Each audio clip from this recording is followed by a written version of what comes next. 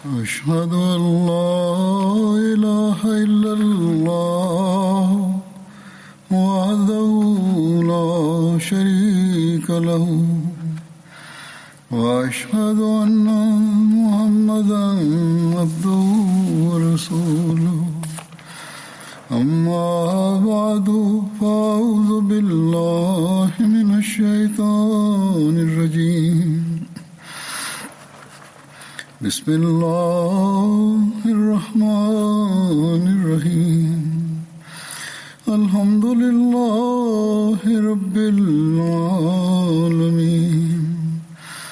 الرحمن الرحيم مالك يوم الدين إياك نعبد وإياك نستعين اهدنا الصراط المستقيم صراط الذين أنعمت عليهم غير المغضوب عليهم ولا الضالين.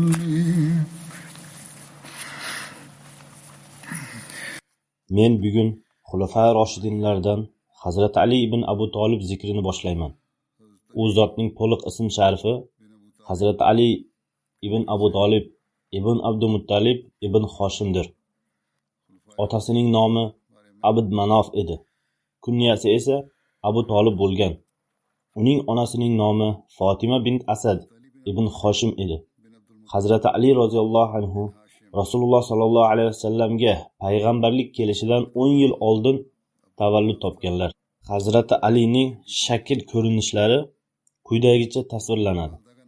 U o'rta bo'ylik, ko'zlari qora, badani to'lishgan, yelkalari kengroq edi.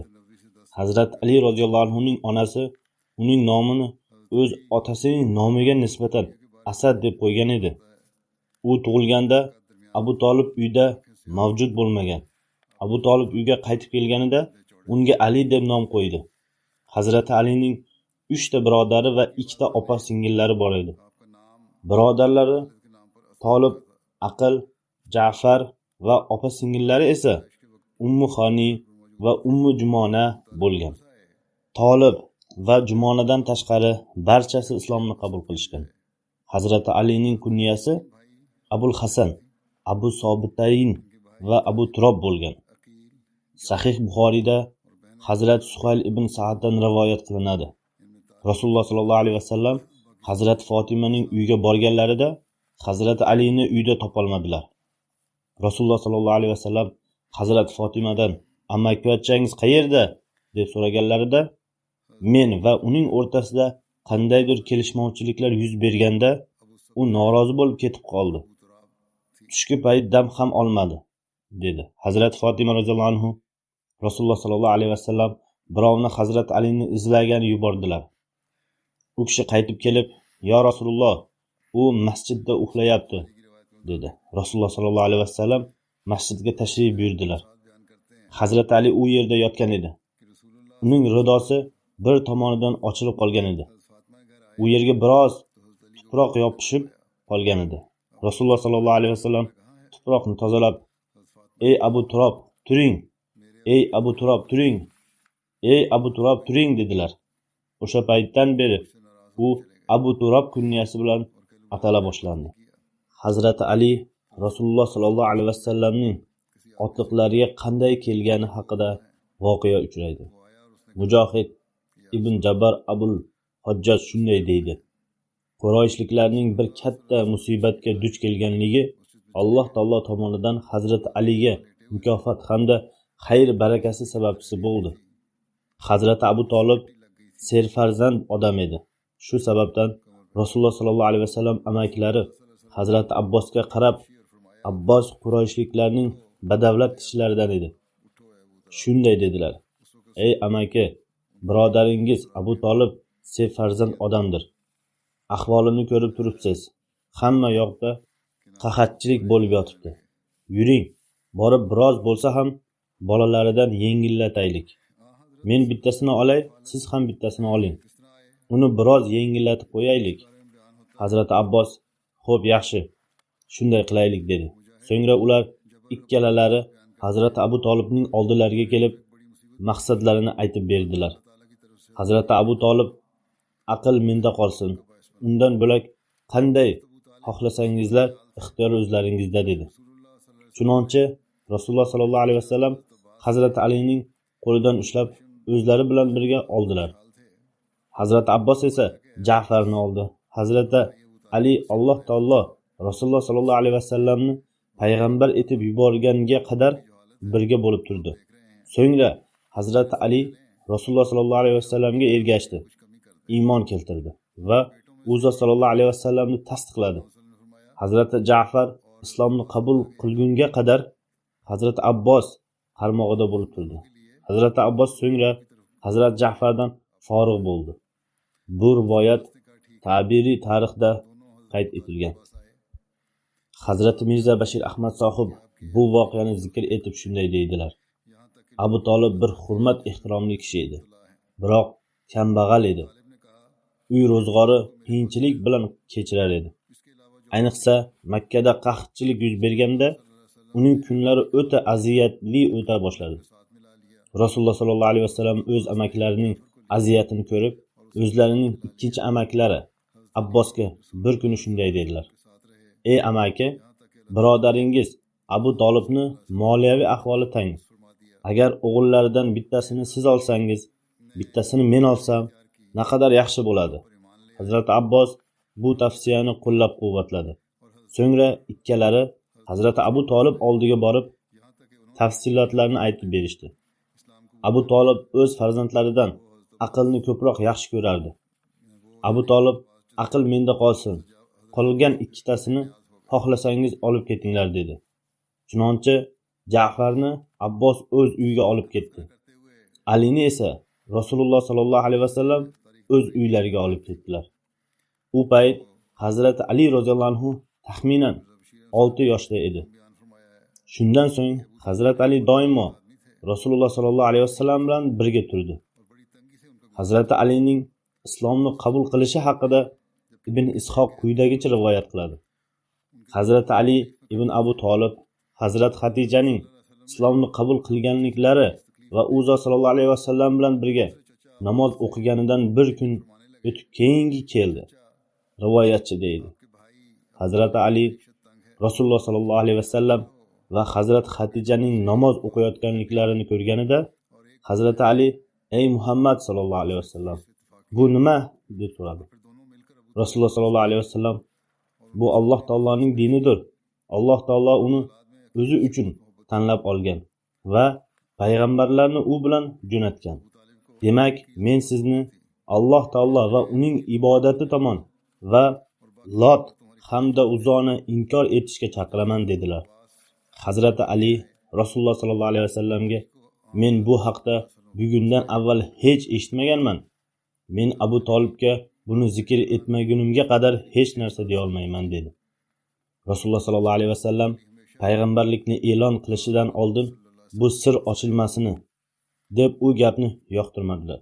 Chunonchi u zot sollallohu alayhi vasallam: "Ey Ali, agar siz islomni qabul qilmasangiz, unda buni sir tuting" dedilar. Demak, Hazrat Ali bu kechani o'tkazgandan so'ng Alloh taolo uning qalbiga islomni soldi. Keyingi tong Rasululloh sollallohu alayhi vasallamning xizmatlariga hozir bo'lib: "Ey Muhammad sollallohu alayhi vasallam, kecha siz mening oldimga nimani taqdim etgan edingiz?" deb so'radi. Rasululloh sollallohu alayhi vasallam dedilar: "Siz Alloh taolodan boshqa hech ma'bud yo'q va unga hech sherik yo'qligini guvohlik bering. Lot hamda Uzoni inkor eting. Alloh taoloning sheriklariga nisbatan o'z nafratingizni izhor eting." Hazrat Ali shunday qilib islomni qabul qildi. Hazrat Ali Abu Tolibdan qo'rqib, yashirinib Rasululloh sollallohu alayhi vasallam oldilariga kelardi. O'z islomini qabul qilishning sirini tutdi. Vaholanki Rasululloh sollallohu alayhi vasallam uylarida turardi. Bu rivoyat Ustul G'obada qayd etilgan. Hazrat Xadijadan so'ng eng birinchi iymon keltirgan kishi Hazrat Ali edi. O'sha payt Hazrat Ali 13 yoshda bo'lgan.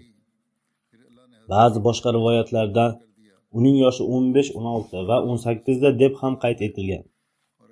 Siyrat-i Nabaviylarda birinchi iymon keltirgan Hazrat Abu Bakr, Hazrat Alimi yo Hazrat Zaydmi, bu haqda bahslar yuritishgan. Ba'zilar buni bolalardan Hazrat Ali, kattalardan Hazrat Abu Bakr, qullardan Hazrat Zayd deb hal qilishadi. Bu haqda Hazrat Mirza Bashir Ahmad sohib o'z fikr mulohazalarini bildirgan edilar. Hazrat Xatijadan keyin erkaklardan eng birinchi iymon keltirgan kishi to'g'risida tarixchilarda ixtilof mavjud. Ba'zilar Hazrat Abu Bakr, Abdullah ibn Abi Qahfaning nomlarini tilga olishadi. Ba'zilar Hazrat Ali deb yozishadi. O'sha payt u 10 yoshda edi. Ba'zilar esa Rasululloh sollallohu alayhi vasallam ozodlikka chiqargan qullari Zayd ibn Xorisa deb qayd etishadi. Biroq bizning nazdimizda bu bahs munozara befoydadir. Hazrat Ali hamda Zayd ibn Xorisa Rasululloh sollallohu alayhi vasallamning uydagilaridan bo'lgan. Ular farzandlaridek Uzot sollallohu alayhi vasallam bilan birga istiqomat qilardilar. Rasululloh sollallohu alayhi vasallamning marhamat etishlari va ularning iymon keltirishlari ehtimol ular uchun qandaydir og'zaki iqror bo'lishi ham shart emas edi. Demak, ularning nomlarini o'rtaga solishga ehtiyoj yo'q. Ya'ni Rasululloh sollallohu alayhi vasallam ularga marhamat etganlarida ularning iymon keltirishlari bilan hech qanday farqi yo'q. Ularga hech qanday og'zaki iqror bo'lishga ehtiyoj ham yo'q edi.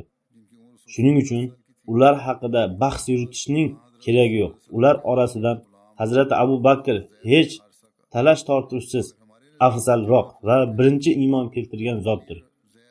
Hazrat Muslim Ma'ud roziyallohu anhu deydilar. Hazrat Musa alayhissalomga Alloh taolodan so'ralganda bir yordamchi ato etilgan edi. Biroq Muhammad Rasululloh sollallohu alayhi vasallamning martabalariga qarang. U zotga so'ramay yordamchi ato etilgan. Hazrat Muslim Ma'ud roziyallohu anhu bu yerda Hazrat Xatija to'g'risida zikr etmoqchidirlar. Ya'ni Hazrat Xatija u zotning yordamchilari edi. Ya'ni u zot sollallohu alayhi vasallam cheksiz sevgan zavjalari u zotga eng birinchi bo'lib iymon keltirdilar. Har bir kishi din va e'tiqodi bo'yicha erkin bo'ladi. Hech kim uni majbur qilib tan oldirila olmaydi. Demak, Rasululloh sollallohu alayhi vasallam Hazrat Xatijaga o'zlarining birinchi vahiylarini zikr etganlarida u zot sollallohu alayhi vasallamga yordam bermay, men o'ylanib qandaydir qaror chiqaraman deb aytib qo'yishlari mumkin edi. Ammo aytmadilar. Hazrat Xatija ikkilanmay va taraddud qilmay u zot sollallohu alayhi vasallam da'volarini qo'llab-quvvatladi. Va u zot sollallohu alayhi vasallamning ehtimol Xatija menga iymon keltirmas degan xavotirlari barham topdi. Eng birinchi iymon keltirgan zot Hazrat Xatija bo'ldi. O'sha payt arshda o'tirgan Xudo alayhisallohu bikafin abduhu deb aytgan edi. Ya'ni ey Muhammad sallallohu alayhi vasallam, siz Xatijani yaxshi ko'rardingiz. Siz unga muhabbat qilardingiz. Siz Xatija meni tark etib qo'ymasin degan o'y bilan bo'lgansiz. Siz Xatija menga iymon keltiradimi yo yo'qmi degan tashvishda edingiz. Biroq biz ehtiyojingizni qondirdik. Yo qondirmadikmi? Shundan so'ng Rasululloh sollallohu alayhi vasallam uylarida Alloh taoloning vahiysi to'g'risida gap so'z bo'lganida u zot sollallohu alayhi vasallam uylarida istiqomat qilayotgan qullari odimlab, "Ya Rasululloh, men sizga iymon keltiraman" dedi. So'ngra Hazrat Ali u payt hali 11 yashar bo'lmagan edi. U Rasululloh sollallohu alayhi vasallam va Hazrat Xatija o'rtasidagi bu suhbatni eshik yonida turib eshitayotgan edi. U Alloh taoloning payg'omi kelganini eshitganida Ali bir ziyrak hamda hushyor bola edi. Bu Alida ezgulik bor edi. Bu Alining ezgulik tuyg'ulari, jo'shqinliklari edi. Biroq rivojlana olmasdi. Bu Alining tuyg'ulari o'ta yuksak edi. Ammo hanuzgacha uning ko'kragida bosilgan edi. bu Alida Alloh taolo qabul etish unsurini qo'ygan edi. Ammo hanuzgacha unga biror fursat topilmagan edi.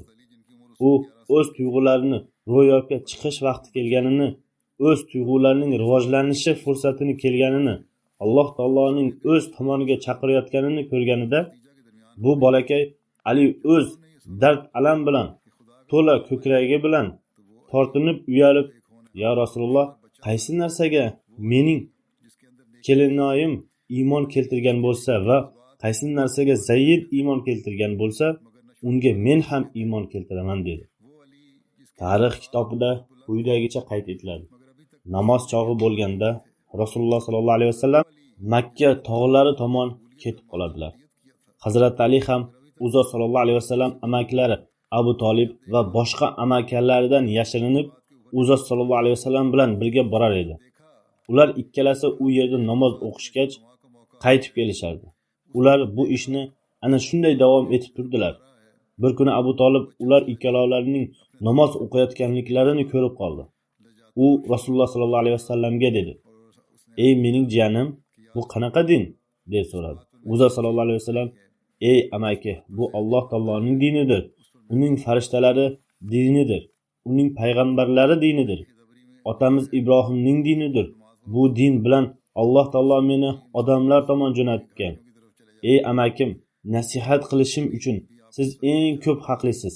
Hidoyat tomon chaqirishim uchun, ya'ni meni qabul qilishingiz va menga yordam berishingiz uchun siz haqliroqdirsiz" dedilar. Rasululloh sollallohu alayhi vasallam yo bunga o'xshagan so'zlarni aytdilar. Shunda Abu Talib dedi: "Ey mening jiyanim, men o'z va o'z ota-bobolarim dinini tark etishga kuchim yetmaydi. Ammo Alloh taologa qasamki, men tirik bo'lgunga qadar siz yoqtirmaydigan narsa sizga yetmaydi." Hazrati Mirza Bashir Ahmad sohib bu voqeani quyidagicha tasvirlab bergan. Bir marta Rasululloh sollallohu alayhi vasallam Hazrati Ali Makkaning biror darasida namoz o'qiyotgan edi.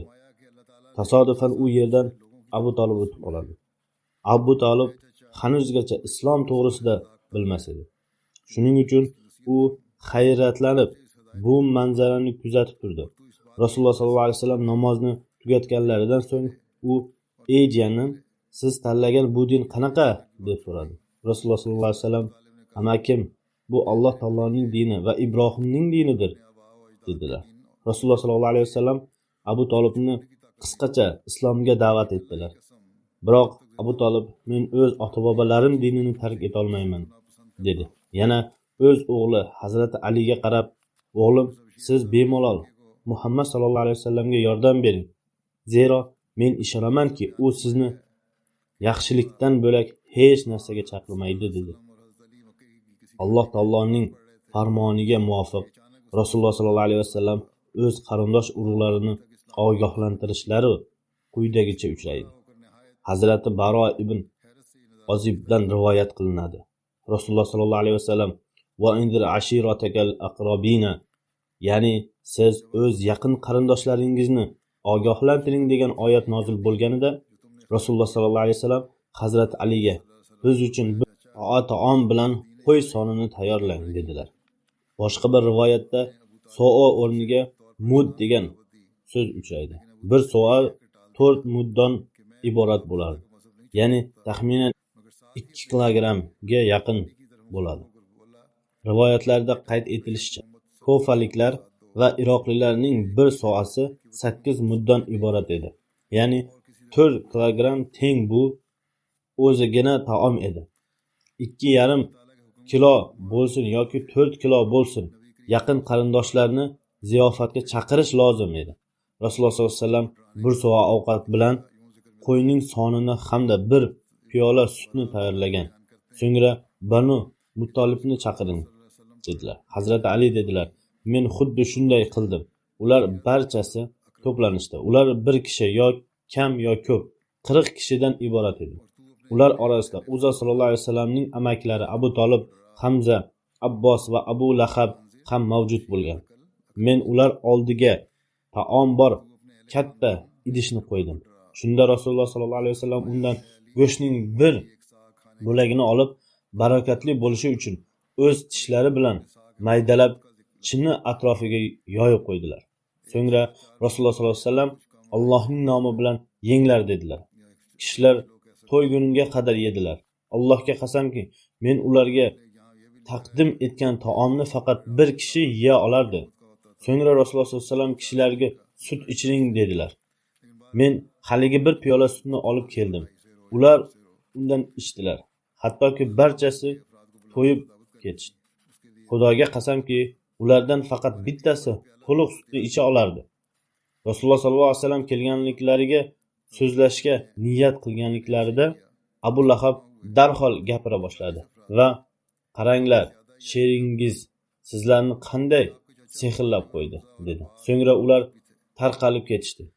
Rasululloh sollallohu alayhi vasallam ular bilan gaplasha olmay qoldilar. Keyingi kuni Rasululloh sollallohu alayhi vasallam: "Ey Ali, qaysi taom va ichimlik siz kecha tayyorlagan bo'lsangiz, o'shanday tayyorlang" dedilar. Men buyurganimlarimni barchasini odamlarni yana yig'dim. Rasululloh sollallohu alayhi vasallam kecha kelganidek qildilar.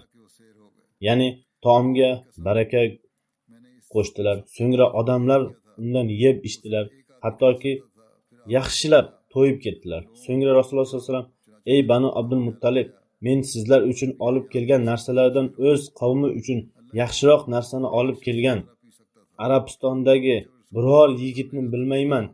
Men sizlar uchun dunyo va oxirat ishini olib kelganman. Kim menga yordam beradi?" dedilar. Hazrat Ali dedilar. Shunda barcha kishilar sukut saqlab turdilar. "Men, ya Rasululloh, men o'zim yoshim kichkinaligiga qaramasdan sizga yordam beraman" dedim.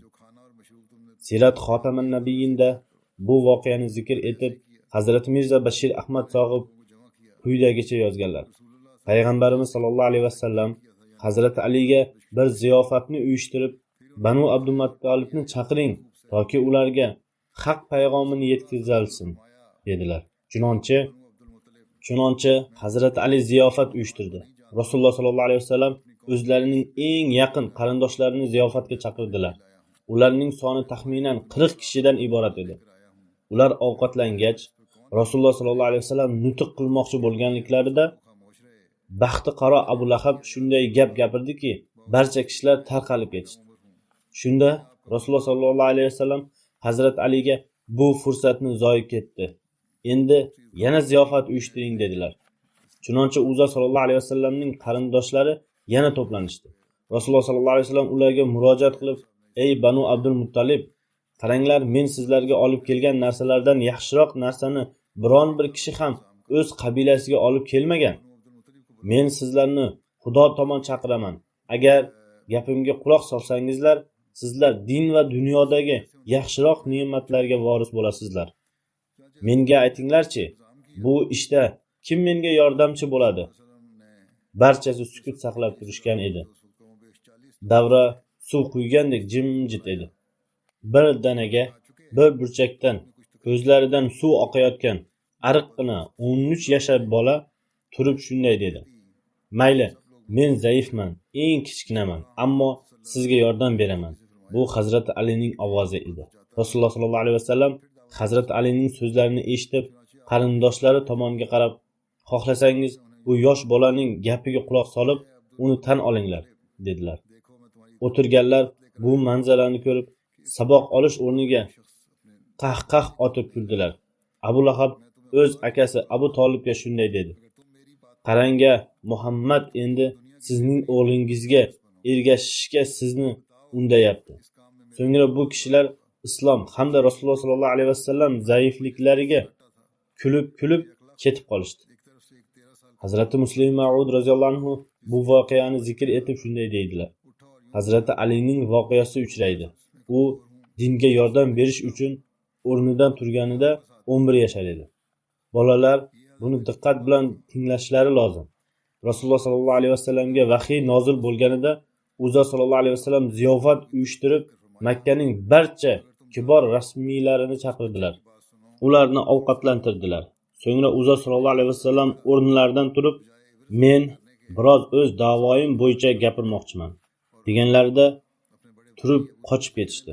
Buni ko'rib Hazrat Ali Rasululloh sollallohu alayhi vasallam yonlariga borib: "Ey birodarim, siz nima qiladigansiz? Siz bilasiz-ku, bular dunyoparast kishilardir. Bularga birinchi da'vat qilish kerak edi. So'ngra taom berish kerak edi. Bu iymonsiz kishilar ovqatlangach qochib ketishadi.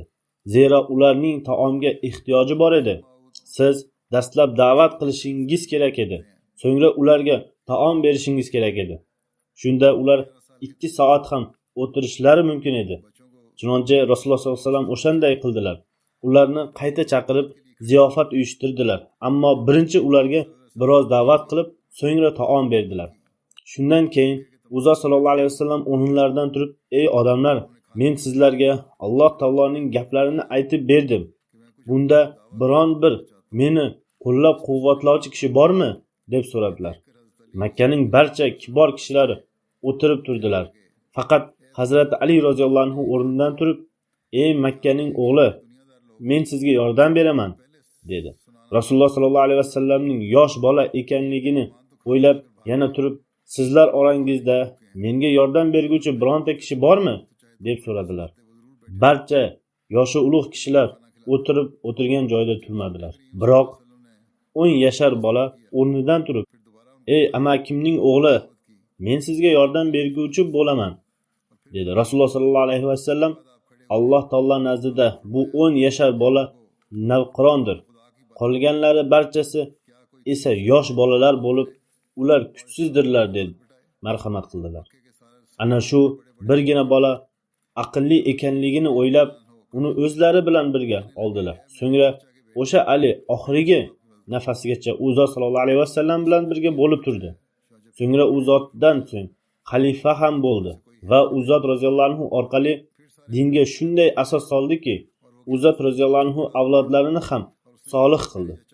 12 avlodgacha muttasil ulardan 12 ta iymon paydo bo'lgan. Hazrati Muslih Ma'ud bir joyda Hazrati Alini zikr etayotib shunday dedilar. Hazrati Ali iymon keltirganlarida hali yosh bola edi. U kishi ham islom uchun men har qanday kulfat aziyatlarga duch kelishim mumkin deb tushungan holda islomni qabul qilgan edi. U kishi yosh bo'lsa ham qurbonlik qilishim kerak, hattoki agar jon berish kerak bo'lsa ham Alloh taolo yo'lida jonimni taqdim etaman degan hadisalarda zikr qilinishicha, Rasululloh sollallohu alayhi vasallam o'z payg'ambarliklarining dastlabki kunlarida bir ziyofat uyushtirib, haq payg'omini yetkazish uchun Banu Abdul Muttolibni chaqirgan edilar. Chunonchi u zot sollallohu alayhi vasallamning ko'pgina qarindoshlari bu ziyofatga qatnashgan. Odamlar taomlangach, u zot sollallohu alayhi vasallam o'rnlaridan turib nutq qilmoqchi bo'lganlarida Abu Lahab ularning barchasini tarqatib yubordi. Ular gapni eshitmay turib o'z o'ylariga ketib qolishdi. Rasululloh sollallohu alayhi vasallam taomlanib ham gapni eshitmaydigan kishilardan hayratlandilar. Biroq u zot sollallohu alayhi vasallam umidsizlanmay Hazrat Aliga yana ziyofat uyushtiring dedilar. Chunonchi ular yana ziyofatga da'vat etildilar. Ular to'yib taomlangandan so'ng Rasululloh sollallohu alayhi vasallam o'rnlaridan turib shunday dedilar: "Qaranglar, Alloh taolo sizlarga qancha katta mehribonlik ko'rsatgan. U sizlarga o'z payg'ambarini yubordi. Men sizlarni Alloh taolo tomon chaqiraman. Agar sizlar gapimga quloq solsangizlar, sizlar din hamda dunyo ne'matlariga voris bo'lasizlar. Sizlardan birontangiz bu ishda menga yordam berasizmi?" Buni eshitgach, davrada o'tirganlarning barchasi suv quygandek jimjit bo'lib qolishdi. Biroq birdan bir burchakda yosh bola o'rnidan turib, "Men eng zaif kishiman. Yosh jihatidan barchangizdan kichikman. Ammo men sizga yordam beraman", dedi. O'sha payt islomni qo'llab-quvvatlashga e'lon bildirgan bola Hazrat Ali edi. Rasululloh sollallohu alayhi vasallam hijrat qilgan paytlarida Hazrat Alining qurbonlik voqeasini quyidagicha uchraydi. Makkaliklar birgalikda maslahatlashib Rasululloh sollallohu alayhi vasallam uylariga hujum qilib, asirga olish yoki qatl etish rejasini tuzgan edilar. Shunda Alloh taolo o'z vahiysi orqali u zot sollallohu alayhi vasallamga dushmanlarning bu ishidan xabar berdi. Alloh taolo u zot sollallohu alayhi vasallamga Madinaga hijrat qilishga ruxsat berdi. Rasululloh sollallohu alayhi vasallam hijratga tayyorgarlanib ko'rdi. Hazrati Aliga siz bugun kechasi mening o'rnimda yotasiz dedilar. Hazrati Ali Rasululloh sollallohu alayhi vasallam o'rnim yotganida qizil Hazrami ridoga o'ranib kechani o'tkazdi. Mushriklarning Rasululloh sollallohu alayhi vasallamni poylab o'tirgan guruhi ertalab uylariga kirdi. Ular Hazrati Ali yotgan joyiga yaqinlashib qarasa, u Hazrati Ali edi. Ular uni tanib olib, "Sherigingiz qayerda?" deb so'radilar. Hazrati Ali, "Men bilmayman. Men Rasululloh sollallohu alayhi vasallam ustidan qo'riqchi emas dedim.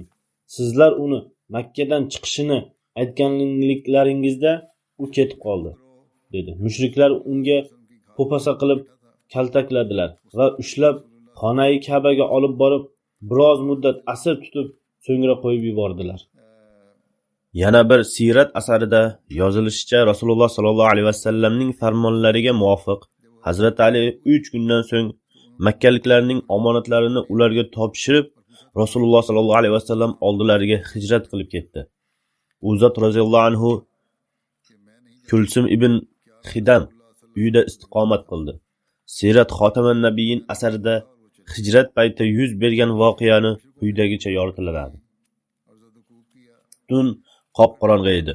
Turli qabilalardan bo'lgan zolim Qurayshlilar o'zlarining qonli rejalari bilan u zot sollallohu alayhi vasallam uylari atrofida to'planib qurshovga olib bo'lgan edilar. Ular ertalab Rasululloh sollallohu alayhi vasallamning uylaridan chiqishlari bilan bir danaga hujum qilib qatl etishga chog'lanayotgan edilar. Rasululloh sollallohu alayhi vasallamda ba'zi kofirlarning omonatlari mavjud bo'lgan. Qattiq qarshilikka qaramay, odamlarning ko'pchiligi Rasululloh sollallohu alayhi vasallamning rostgo'yliklariga hamda omonatchi ekanliklariga bois o'z omonatlarini u zot sollallohu alayhi vasallamga topshirardilar. Demak, u zot sollallohu alayhi vasallam Hazrati Aliga bu omonatlar haqida tushuntirib, omonatlarni topshirmay Makkadan chiqmaysiz deb qattiq ta'kidlagan edilar. Shundan so'ng u zot sollallohu alayhi vasallam unga siz mening to'shagimda yotib oling dedilar. Yana Alloh taoloning marhamati bilan sizga hech kim ziyon yetmaydi deb uni ishontirdilar. Hazrati Ali u zot o'rnlariga yotib oldi. U zot sollallohu alayhi vasallam o'zlarining qizil ridolarini uning ustiga o'ratib qo'ydilar. Shundan so'ng u zot sollallohu alayhi vasallam Alloh taoloning nomini tilga olib uylaridan chiqdilar. Uyini qurshovga olgan uy eshigi oldida mavjud edilar. Biroq ular Rasululloh sollallohu alayhi vasallamning tunning birinchi qismida uylaridan chiqishlarini hech kutmagan edilar. Ular shu qadar g'aflatda edilarki, Rasululloh sollallohu alayhi vasallam muxoliflarining boshiga tuproq solib, ular orasidan o'tib ketdilar. Ularning xabarlari ham bo'lmay qoldi. Rasululloh sollallohu alayhi vasallam jim-jitlik bilan Makka ko'chalaridan tez-tez o'tayotgan edilar. Biroz vaqtdan so'ng u zot sollallohu alayhi vasallam shahardan chiqib ketib, Savr g'ori tomon yuzlandilar. Hazrati Abu Bakr bilan oldindan gaplashgan edi. U zot bilan ham yo'lda uchrashdilar. Savr g'ori shu voqea Makkadan janub tomonda, ya'ni Madinadan boshqa tomonda 3 mil uzoqlikda bir o't o'lansiz hamda vayroni tog' ustida katta balandlikda joylashgan. Uning yo'li ham mushkul. Bu g'or Madina tomonda bo'lmay, unga qarshi tomonda joylashgan. U yerga yetib borgach, birinchi Hazrati Abu Bakr ichkariga kirib joyni tozaladilar. So'ngra u zot sollallohu alayhi vasallam ham ichkariga kirdilar. Ikkinchi tomondan u zot sollallohu alayhi vasallam uylarini qurshovga olgan Qurayshlilar qisqa muddatdan so'ng u zot sollallohu alayhi vasallam uylariga mo'ralab qaradilar. Hazrati Alini u zot sollallohu alayhi vasallam o'rnlariga yotib olganini ko'rib xotirjam bo'lardilar. Biroq tong otgandan so'ng ovlarining qo'llaridan chiqib ketganini bilib olishdi. Shunda ular bu yoqqa yugurdilar. Makka ko'chalarida hamda sahobalar uylaridan izlab yurdilar. Ammo hech darak topilmadi. Ular g'azablanib Hazrati Alini ushlab biroz kaltakladilar. Hazrati Alining bu qurbonligini Hazrati Muslim Ma'ud roziyallohu anhu quyidagicha yoritib berganlar. Rasululloh sollallohu alayhi vasallam uylaridan chiqayotganlarida Hazrati Alini o'z o'rnlariga yotqizib qo'ydilar. U davrda karavotlar foydalanish an'anasi yo'q edi. Balki hozirgacha ham Makkada karavotlardan foydalanish an'anasi yo'q. Ba'zi rivoyatlarda xatolikka yo'l qo'yilib, Rasululloh sollallohu alayhi vasallam uni o'z karavotlariga yotqizdilar deb qayd etiladi. U davrda karavotlar bo'lmay, to'shaklar solinib, yotoq tayyorlanardi. Rasululloh sollallohu alayhi vasallam kechasi ular yonidan o'tayotganlarida ba'zilar Uzza sollallohu alayhi vasallamni ko'rdilar ham. Ammo ular bu kishi Uzza sollallohu alayhi vasallam bilan uchrashganini kelib qaytib ketayotgan biror boshqa kishi bo'lsa kerak deb o'ylab e'tibor bermadilar. Bunga sabab shu ediki, Rasululloh sollallohu alayhi vasallam o'ta botirlarcha uylaridan chiqdilar. Uzza sollallohu alayhi vasallamdan zarracha ham qo'rquv yo'q edi. Ular Rasululloh sollallohu alayhi vasallam shunchalik mardlarcha tashqariga chiqishga jur'at etolmasligini, bu albatta Uzza sollallohu alayhi vasallam bilan uchrashgani kelgan biror boshqa kishi ekanligini his ettirardi. Shundan so'ng ular eshik tuynugidan ichkariga Uzza sollallohu alayhi vasallam chiqib ketmaganliklarini bilish uchun qarasalar, bir kishining uxlayotganini ko'rib, uning Rasululloh sollallohu alayhi vasallam ekanliklarini o'yladilar. Qisqasi, ular tun bo'yi Rasululloh sollallohu alayhi vasallam uylarini poylab chiqdilar. Ular qulay fursat topilganida ichkariga kirdilar. Ehtimol ular jussadan bu Rasululloh sollallohu alayhi vasallamning tanalari emas deb shubhalanganlar. Ular yotgan kishini yuzidan ridoni ochib qarasalar, yotgan kishi Rasululloh sollallohu alayhi vasallam emas, balki Hazrati Ali ekanligi ma'lum bo'ldi. Shunda ular Rasululloh sollallohu alayhi vasallamning eson omon ketib qolganliklari to'g'risida bilib olishdi. Ularda muvaffaqiyatsizlikdan bo'lak hech narsa qolmadi. Yana boshqa bir joyda Hazrati Muslim Ma'ud deydilar: Alloh taolo Hazrati Aliga buyuk qurbonlik qilishga imkoniyat ato etgan. Rasululloh sollallohu alayhi vasallam hijrat uchun o'z uylaridan kechasi chiqmoqchi bo'lganlarida Rasululloh sollallohu alayhi vasallam Hazrati Aliga: "Siz mening o'rnimda yotib oling, toki agar kofirlar mo'ralab qarasalar, ularga yotoqda bir kishining yotganini ko'rinib tursin va ular izimizdan tushmasin", dedilar. Shu payt Hazrati Ali: "Ya Rasululloh, uy atroflarida Qurayshning saralangan yigitlari qilichlari yalang'ochlab turibdi. Agar ular ertalab sizni ketib qolganingizni bilib olsalar, ular menga hujum qilib qatl etib qo'yishlari mumkin", deb aytmadi. Balki Hazrati Ali o'ta xotirjamlik bilan Rasululloh sollallohu alayhi vasallamning to'shiklariga yotib oldi. Uzza sollallohu alayhi vasallam o'z ridolarini uning ustiga o'ratib qo'ydilar. Tong otganida Qurayshliklar qarasa, Muhammad Rasululloh sollallohu alayhi vasallam o'rinlariga Hazrati Ali u zotning yotoqlarida turganini ko'rib, o'zlarining muvaffaqiyatsizliklaridan tishlarini g'ijratlagach qolishdi. Ular Hazrati Alini ushlab kaltakladilar, ammo endi nima ham bo'lishi mumkin edi? Alloh taoloning taqdiri ro'yobga chiqib bo'lgan edi. Muhammad Rasululloh sollallohu alayhi vasallam eson omonlik bilan Makkadan chiqib ketgan edilar. U payt Hazrati Ali o'ziga bu iymon evaziga nima topilishini bilmas edi. Biroq Alloh taolo bilar ediki, bu qurbonlik evaziga faqat Hazrati Aligina e'zozlanmaydi, balki Hazrati Alining avlodlari ham e'zozlanishidadir. Demak, Alloh taolo Hazrati Aliga birinchi mehribonlik shunday qildiki, unga Rasululloh sollallohu alayhi vasallamga kuyov bo'lish sharafi ato etildi. Unga Alloh taoloning ikkinchi mehribonligi shunday bo'ldiki, Alloh taolo Rasululloh sollallohu alayhi vasallamning qalblarida u zot uchun shu qadar muhabbat yaratdiki, Uzza sollallohu alayhi vasallam uni ko'p marotaba olqishlaganlar. Qisqasi, men bitta voqeani turli kitoblardan va turli vositalardan taqdim etdim. Voqea o'zi mohiyati jihatidan bir xil bo'ladi, ammo bitta narsa turli uslublarda va turlicha izohlanganda undan ba'zi yangi narsalar ma'lum bo'ladi. Yangi qirralari oshkor bo'ladi.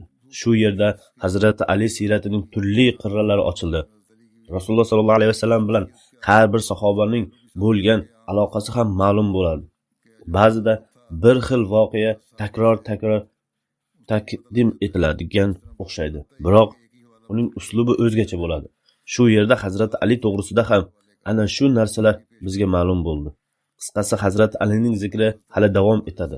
Qolganini Xudo xohlasa kelgusida taqdim etaman. Hozir men bir necha marhumlarni zikr etaman va ularning janoza namozlarini ham o'qiyman. Ulardan birinchisi Nankona rayonidagi Mar Bo'lchanlik Tariq Mahmud Sohibning o'g'li doktor Tohir Mahmud Sohib shahiddir. Ahmadiyya muxoliflari 2020-yilning 20-noyabr kuni juma namozidan so'ng o'q uzib uni shahid etishga. Inna lillahi va inna ilayhi roji'un. Tafsilotlarga ko'ra, shahid marhum o'z otasi Tariq Mahmud Sohib va boshqa oila a'zolari bilan birga 20-noyabr kuni juma namozini o'qish uchun o'z amakisi Muhammad Hafiz Sohibning uyida yig'ilishadi. Juma namozini ado etgach, taxminan 2:30da o'z uyiga borish uchun tashqariga chiqdilar. Ko'chada mavjud bo'lgan Mahad nomli 16 yashar yigit to'pponcha bilan o'q uzdi. O'q uzilishi natijasida doktor Tohir Mahmud Sohib voqea joyida shahid bo'ldi. Inna lillahi va inna ilayhi roji'un. Shahid marhum 31 yoshda edi. Bu hujumda marhumning otasi Tariq Mahmud Sohib 55 yashar bo'lib, sobiq prezident hamda moliyaviy kotibdir. U boshiga o'q tekkani bois qattiq jarohatlangan. U hozir ham shifoxonada davolanmoqda. Shahid marhumning amakisi Said Ahmad Maqsud Sohib 60 yashar bo'lib, jamoat prezidentidir va 26 yashar Xudomil Ahmadiyya zaimi Tayyib Mahmud Sohib o'q uzilish natijasida jarohatlanishdi. Ular ham biroz vaqt shifoxonada davolanganlar. Biroq shahidning otasi qattiqroq jarohatlangan. Hujumchi ikkita patron o'qlarini uzib, uchinchisini to'ldirayotganda ushlandi. Demak, Pokistonda dushmanlarning yangi uslubi boshlangan. Ular yosh bolalarni gijgijlashdi va ularga hujum qildirishadi. Toki keyinchalik sudlarda bu kishi balog'at yoshiga yetmagan deb aytilsin va natijada yo ozroq jazolanadi, yo umuman kechirib yuborilsin. Demak, ular turli uslublarni qo'llamoqdalar. Ikkinchi tomondan biz Ahmadiylarga hech qanday qattiqqo'llik qilmayapmiz. Ularga zulm qilmayapmiz deyshadi.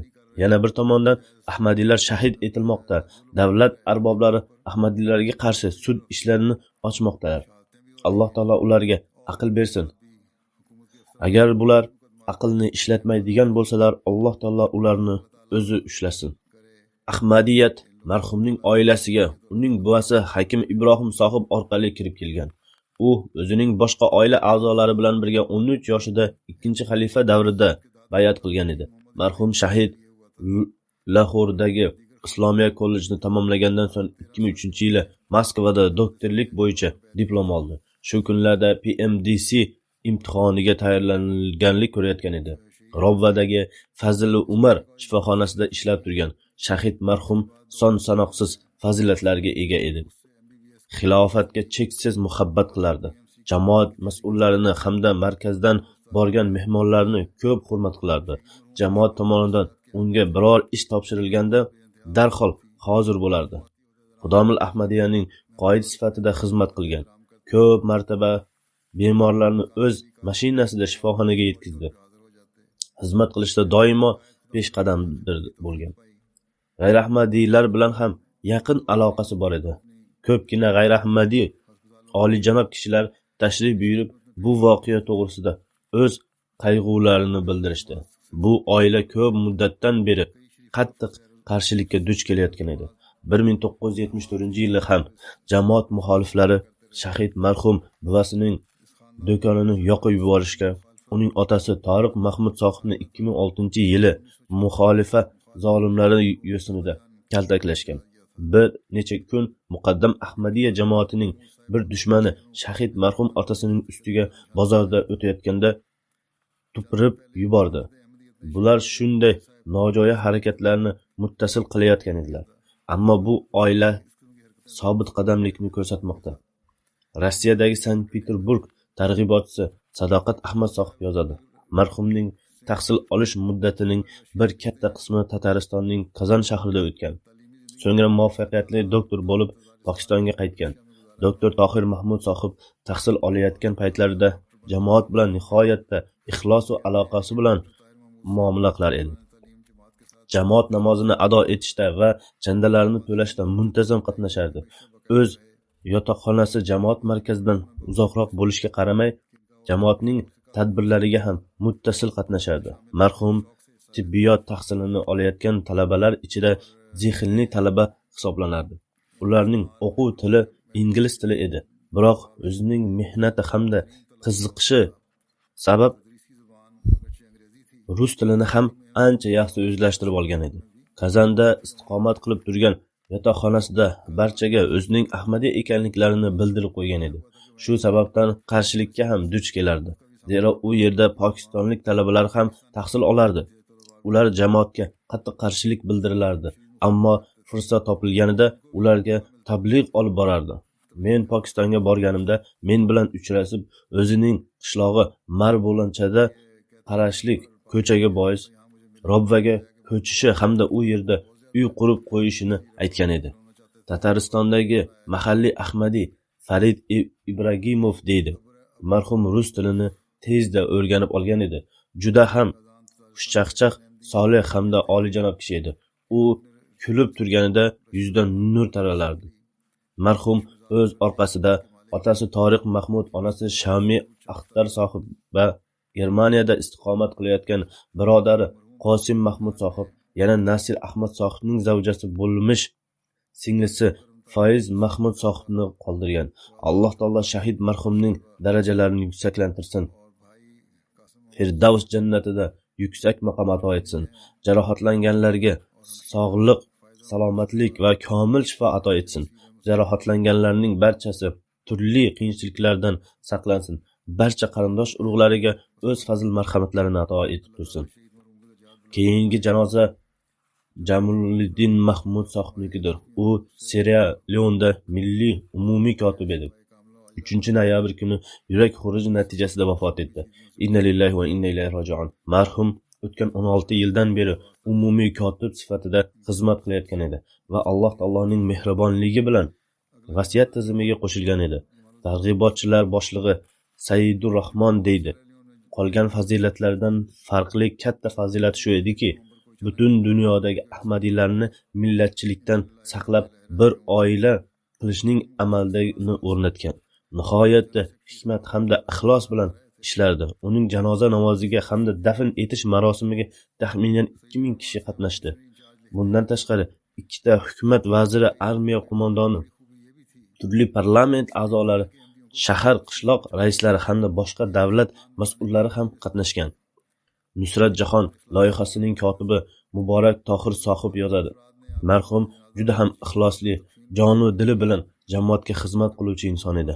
Bir muddatdan beri umumiy kotib sifatida xizmat qilayotgan edi.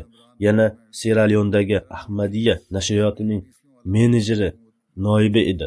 Marhum asli g'analik bo'lgan. Marhumning otasi Mahmud sohibni Hazrati Mavlona Nazir Ahmad Mubashir sohib ta'lim sohasida xizmat qilish uchun Sierra Leonga jo'natgan edi. Muborak sohib yana davom etib deydi. Marhum Jamoluddin sohib 13 yil Rekaporda mening yonimda yashagan. Otasi uni tahsil olish uchun mening yonimda qoldirgan edi. Marhum o'sha paytda ham dinni kishi edi. Jamoat bilan namoz o'qish hamda jamoatning boshqa xizmatlarida peshqadam bo'lib turardi. Rekapurdagi xudomilar bilan birgalashib dinni targ'ibot qilish hamda tarqatish ishini bajarardi. Serialondagi Raqim bosmaxonasining boshlig'i Usmon Toli sohib deydi. Jamoatlardan Mahmud sohib mendan oldin u yerda rahbar bo'lib ishlayotgan edi. Men u bilan 12 yilni o'tkazdim. Ushbu davr mobaynida u kishi hech qachon menga yoshroq ekanligimni hamda tajribasiz ekanligimni izhor etmagan, balki doimo hurmat bilan muomala qilib, siz targ'ibotchisiz, sizni xalifa shu yerga jo'natgan derdi. U biron bir ishda menga itoat qilmagan, voqea yuz bermagan. U kishida itoat hamda hokisorlik shu qadar singib ketgan ediki, unga biron bir ish tayinlanganda darhol uni bajara boshlardi. Har qanday yo'l-yo'riq bilan harakat qilib, uni amalga oshirardi. Men ushbu davr mobaynida undan ko'p narsani o'rgandim. Jamoat bilan namoz o'qishga rioya qilardi.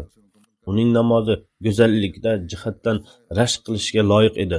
Doimo xush-xuzu hamda xotirjamlik bilan namoz o'qirdi. Xilofatni ko'p sevardi. Har bir juma xutbasini nihoyatda ehtirom bilan o'tirib tinglardi.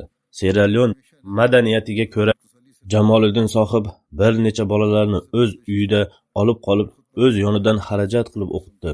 Ulardan bir nechasi hozir yaxshi xizmatlarda ishlashmoqda. Ular nihoyatda hurmat-ehtirom bilan u kishini eslashadi.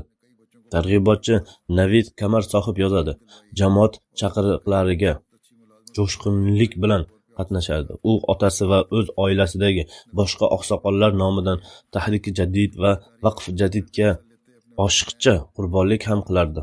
O'zining ona qishlog'i Rakopurga kelganida bandliklarga qaramay masjidga vaqtida kelardi. Ko'pincha shom va xufton namozni orasidagi vaqtda odamlarga jamoat ta'limlarini, ayniqsa Ahmadiya xilofatining ahamiyati, barakalari va u bilan bog'lanish mazmunini go'zal uslub bilan tushuntirardi. U kishi barcha bilan mehr-muhabbat aloqasida bo'lardi. Uning vafotiga Ahmadiylar ham, g'ayri Ahmadiylar ham yig'layotgan edilar. Ana shu sababdan uning janozasiga bir katta sondagi kishilar qatnashdi va tevarak atrofdan ham uzoq yo'l kechib odamlar janozaga kelishdi. Marhum ikkita ayolga uylangan. Birinchi ayoli bilan ajrashib ketgan. Biroq faqat o'sha ayoldan farzandlar ko'rgan. Farzandlarning ikkitasi qiz va ikkitasi o'g'il farzandlardir. Bir o'g'li uylangan, bir qizi esa Avstraliyada istiqomat qiladi. Qolgan ikkitasi G'anada tahsil olishmoqda. Bittasi esa Sierra-Leonedadir. Ikkinchi ayoldan farzand ko'rmagan. Alloh taolo marhumni mag'firat etib unga rahm qilsin. Uning darajalarini yuksaklantirsin. Farzandlariga ham uning ezguliklarini davom ettirishga imkoniyat ato etsin. Keyingi janoza sobiq nozim Jaydod bo'lib ishlagan qonun maslahatchisi Chodri Salohiddin sohib marhumning zavjasi Amtus Salom sohibnikidir. U 19 oktyabr kuni Robbada vafot etdi. Inna lillahi va inna ilayhi roji'un. Chodri Salohiddin sohib Hazrat Masih Maud alayhisalomning sahobalari Hazrati Chodri Abdulxon sohib va Hazrat Hamna Bobi sohibning nevarasi edi. Uning ikkala buva va buvasi sahobalardan bo'lgan. O'z onasi haqida Naimuddin sohib yozadi: mening hayotimda o'chmas iz qoldirgan narsa onamning namozlarimizga e'tibor qaratishi edi. Uning eng kuchli ishi mana shu edi. Qattiqqo'llik bilan namozlarga rioya qildirardi. Bizning uyimiz yotoqxonaga o'xshardi. Ko'pchilik qarindosh bolalar tahsil olish uchun bizning uyimizda istiqomat qilishardi. Ular bir necha yil u yerda istiqomat qilib turishgan. Barchaning namozga rioya qilishi to'g'risida onam o'zgacha e'tibor qaratardi. Barcha bolalarga o'zi Qur'on o'qitardi. Katta yoshdagi bolalar uchun o'qituvchi tayyorlardi. Mening hayotimda o'chmas iz qoldirgan ikkinchi narsa uyda istiqomat qilayotgan barcha kishilarning qulayligi hamda osudaligi uchun sharoitlar yaratishga harakat qilishidir. Agar xizmatchi ayol biror kuni kelmasa, o'z bolalarining kirlari ham boshqa bolalarning kirlarini ham yuvishardi. Hech tortinmasdan mening ona tomonidan hamda ota tomonidan qarindoshlarim ko'pincha Robbaga kelib turishardi. Otam esa ko'pincha jamoat ishlari yuzasidan Robvada bo'lmasdi. Onam barcha mehmonlarga mehmondorchilik qilishda kamchilikka hech yo'l qo'ymasdi. Men kenja o'g'il bo'lganim bois mehmondorchilikda hech qanday kamchilik bo'lmasin deb menga ko'proq ta'kidlardi. Katta buvim, taxminan onamning buvasi ko'pincha biznikida istiqomat qilishardi. Biz esa 6 nafar aka-uka va opa-singildan iborat edik. Ko'p sondagi qarindoshlarning bolalari ham tahsil olish maqsadida uyimizda istiqomat qilardilar. Biroq shunga qaramay onam mushtipar buvalariga nihoyatda go'zal uslub xizmat qilardi. Jalasa salana paytda 80-90 nafarga yaqin mehmonlar biznikida istiqomat qilishardi.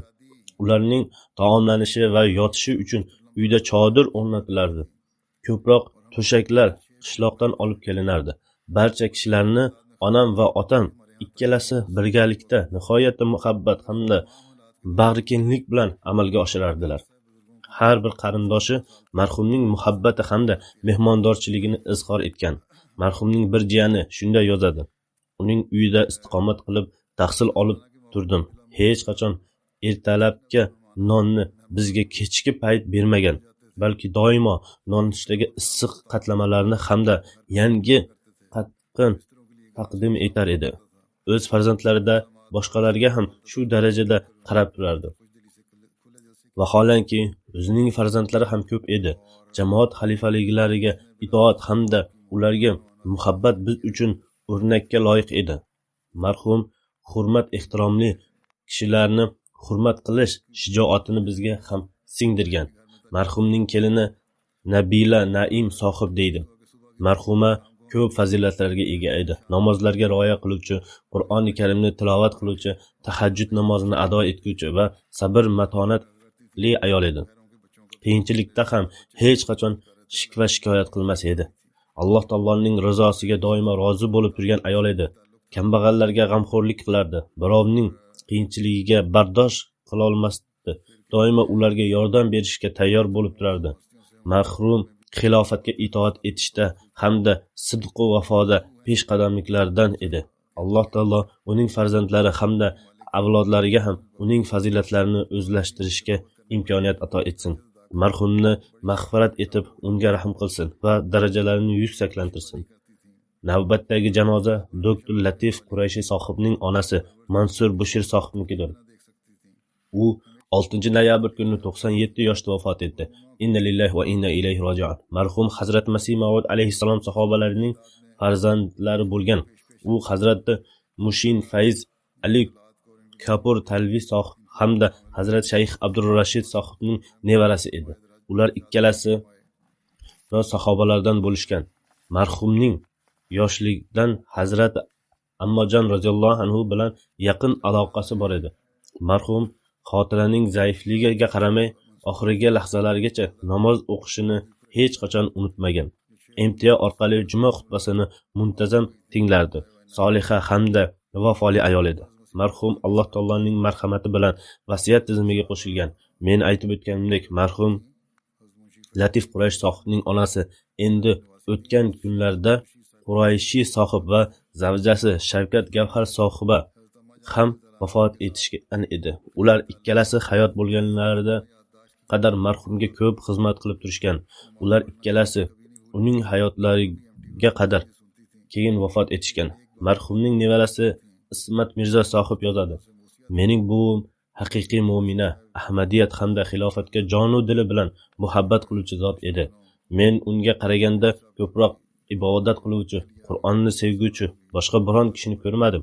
Marhuma kam gap hamda sodda tabiatga ega edi. Alloh taolo marhumani mag'firat etib, unga rahm qilsin. Men juma namozidan so'ng barchasining janoza namozini o'qiyman, inshaalloh.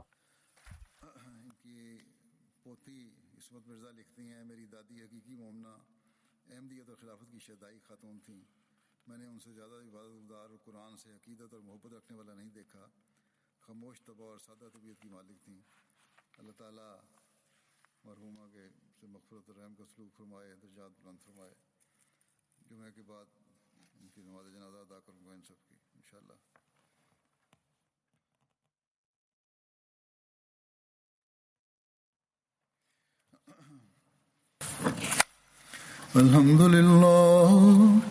अल्हम्दुलिल्लाह नहमदुहु व नस्तईनुहु व नस्तग़फिरुहु व नुमिनु बिही व नतवक्कलु अलैहि व नऊज़ु बिल्लाहि मिन शुरूरि अनफुसिना व मिन सय्यिआति अमालिना मन यहदिहिल्लाहु फला मुदिल्ल लहु ومن يضلله فلا هادي له